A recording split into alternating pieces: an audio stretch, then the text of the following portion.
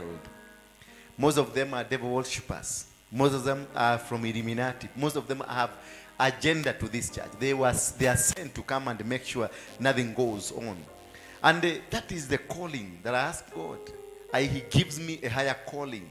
He gives me a powerful calling that I'll be able to serve him the way he would want me to serve. Because it is of no essence to just come and teach the word which has already been taught.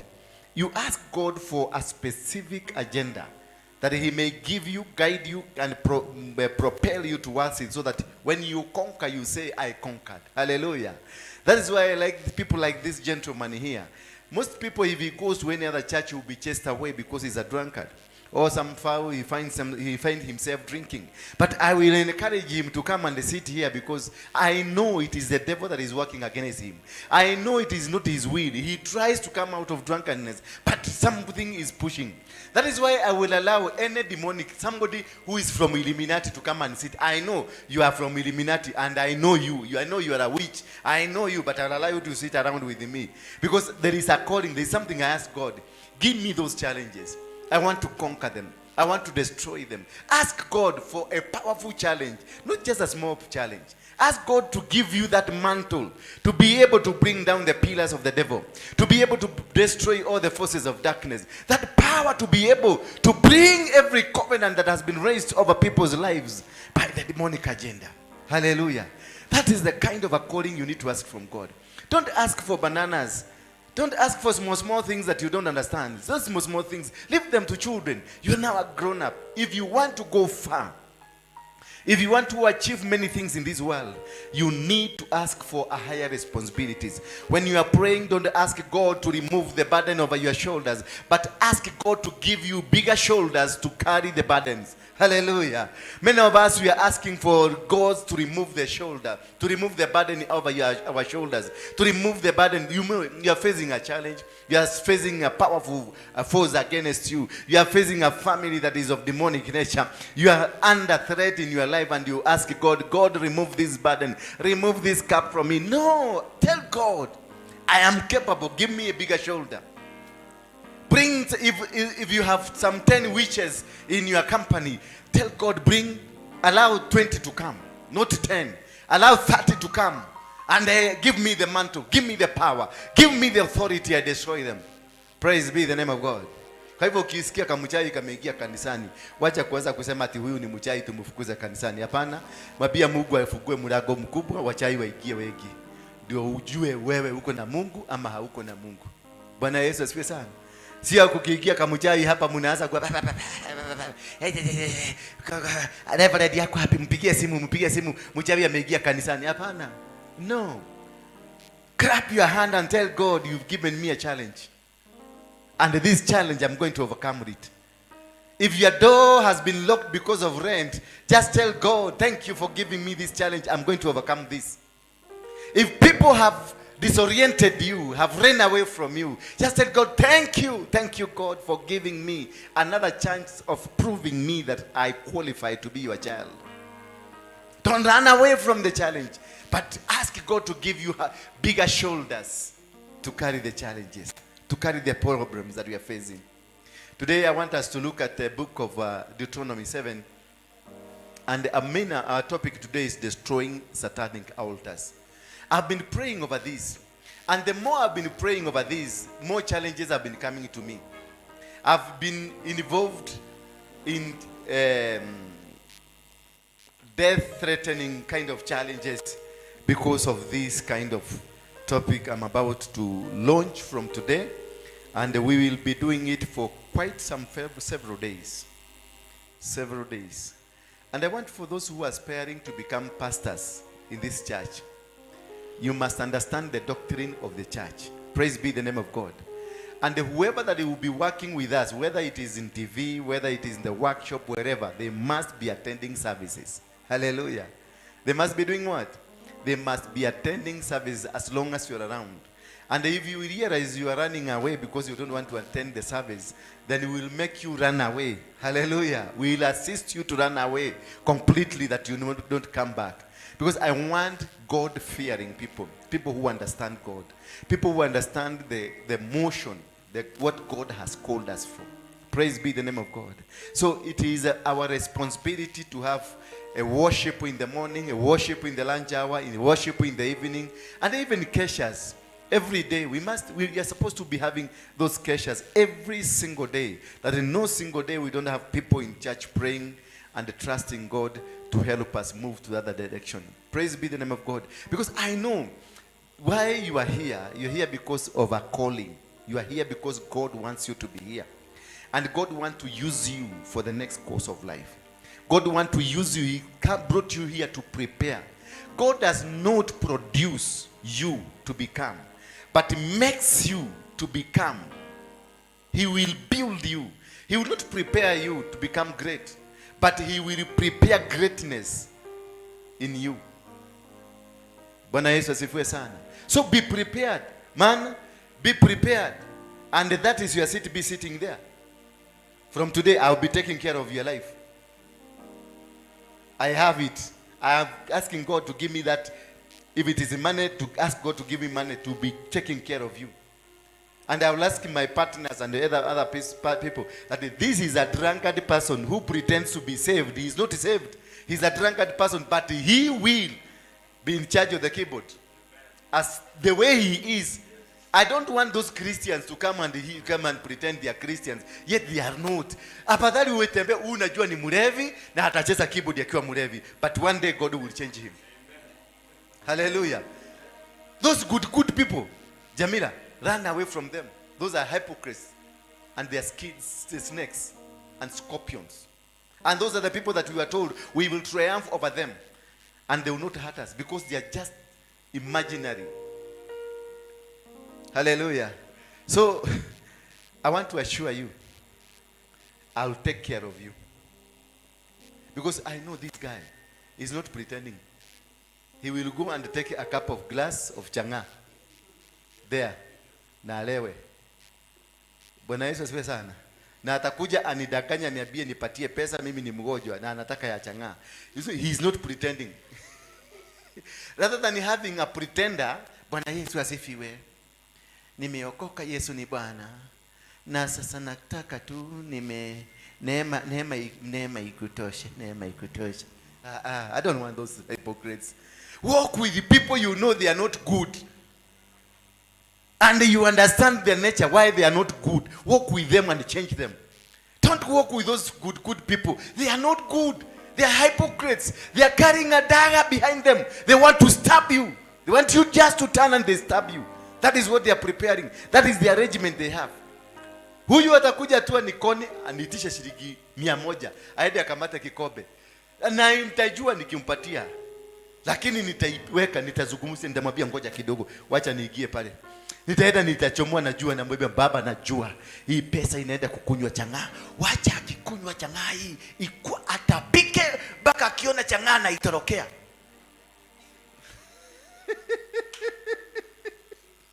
Bwana Yesu asifiwe sana. That is what the Muhindis do. Do you know, have you ever realized money from a Muhindi will never help you? It will never help you. Because they don't believe that their money can go to some other people who are not of their faith. Every time you get a money from Muhindi, before he gives you, he runs to the toilet. Did you ever see that? Every time they will run to the toilet and they will poop from behind. And that money will not help you. Hata akikupatia 1 billion, utaitumia na haitakusaidia. Bwana Yesu asifiwe sana. Hivyo ndivyo anaendanga kwa choo, anainyambia na kuletea. Hiyo ndio kazi ya Muhindi. And that is their faith. That is what they do. Bwana Yesu asifiwe sana. That is why you see no one, hata ukue manager kwa Muhindi, you are a beggar like any other person. And that is what they have been told. That your money is not supposed to help the people who are not of your faith. They are supposed to work for you because they are your slaves. What about we who believe in a higher God? In the most high God? What about you who believe that Jesus Christ is alive? What about you who believe that you got everything? The Bible says in the book of Isaiah 45 that I will give you all the hidden treasures. I destroy all the gates. Bwana Yesu asifiwe sana. It is the high time now we practice what we are supposed to practice. It is the high time now we come out of those cocoons of beliefs, of demonic beliefs, and you think you can come here and do your things and you think you can suppress us. No. Oh, I can assure you. Let me tell you, I was not saved when God saved me. Did you understand that? I was not saved when God saved me from 12 bullets in my body. I was not saved. I didn't even know that Jesus. I used to call Jesus a con man. Yes. But still God saved me. I have 12 wounds of bullets through my body. I've taken poison. They poisoned me 9 times. They have taken me to prison 52 times. And I was not saved. I still called Jesus a con man. I still called Jesus a mtoto wa carpenter. But despite all my nonsense and my stupidity and my ignorance and my illiteracy in the word of God, still God loved me.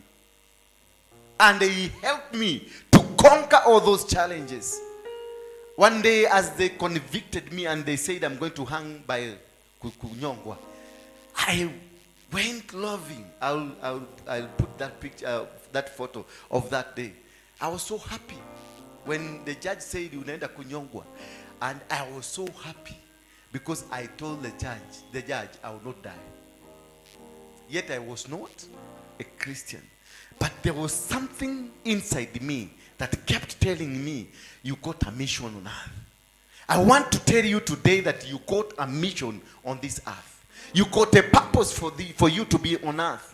You are not here in vain. You are not here because you are escorting somebody. You are here because God has a plan for you. God has an arrangement for you. God has an idea for you. God has something for you that you are going to use it to make you that person he created. You are not created because the materials were in excess, so they decided to just let's create, because badala ya kutupa hii material wacha tutengeneze kama mtu kingine. Hapana. You are created with a reason from God. He had an arrangement. He had a plan. He had everything for you, and he put it in you. Before you were born, he knew you. He sanctified you, set you apart, and made you a prophet unto the nation. Then he said, I've given you nations and governments. Hallelujah. That you may destroy, uproot, and bring down all the forces of darkness as you raise a new government. So you are a special person. Can you look at your neighbor and tell them you are special? Look at them. Mwangalie kwa macho, wacha kupretend kama wa Kristo. Unajua Christians are just pretenders. You will tell them, look at your neighbor, umwambie you are special. Then he will look, ataangalia kado, you are special. Ameangalia huko. And you ask, who are you talking to? You say, Buju now was talking to this world. You are special.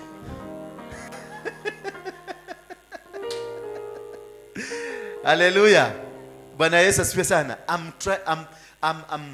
I'm training an army of Jesus Christ. I want to train. I promised Jesus I will bring to you 20 million souls. I haven't started the journey, Jamila. I haven't started. I'm preparing the ground. How many of you want to become Christian, true Christian? If you want to become a true Christian, lift up your hand. If you want to become a true Christian, meaning those who did not raise their hands are fake Christians. Why are you not saved? If I may start with you. Why do you allow yourself to be used in the dark world? No, stop. Not that deciding, but why do you allow? Why did you decide to be used in the other world instead of deciding to be used in the light world? Not manipulation. I'm not manipulating you. I'm asking, when you are not a Christian, when you are not having, when you don't have a belief in God, then you believe in the opposite of God. I'm not condemning you. I'm just creating a story out of it. No, I'm bringing an argument. Why? If you are not here, you will automatically be on the other side. Why can't you serve God and God knows you? Why can't you serve God and God has put into you something very special and very wonderful. You've been told by many prophets of God that you got a calling of God, but you continuously ignore because you want to eat life. Hallelujah. Stop eating life. Life will eat you. The book of Doctrine 7, verse number 5. Let me start from verse number 1, so that as we reach to verse number 5, you will understand what I want to teach today. It is all about the altar, destroying satanic altar, which today we are destroying. If you know that, or you have been engaged in satanic altars, like drinking changa, those are satanic. Like whatever I used to do, those were satanic. I used to serve the devil. If you are not serving God, you are serving the devil. There is no shortcut. There is no middle here. If you are not serving God, you are serving the devil. So whatever I used to do was serving the devil. I was a devil worshipper. I used to serve the devil. Hallelujah. When you got, before you got you got saved, you used to serve the devil. How many of you have never served the devil? Lift up. You are born where? Excuse me. You can go out there and do your business. How many of you have never served the devil? If you know for sure, I've never served the devil since I was born. You see? All of us, we have once at one point been on the other side of the devil. But we crossed after realization of the love of God in our life. The love of God that has made us to be what we are. And I want to assure you from today, your life will never be the same. Will never be the same again. God will come in and will change all those things that you've always found to be so difficult. Deuteronomy 7 verse number 1 says, when the Lord your God brings you into the land which you go to possess. When God, your Lord, brings you into the land that you are going to possess, meaning God is transferring you from one level of life to another level. It is God that brings you. It is not you. You cannot get saved by your own will. God must be involved for you to get saved. So never condemn that person who is not saved. Never love them. Just show them love. Once you show them love, then God will work something on them.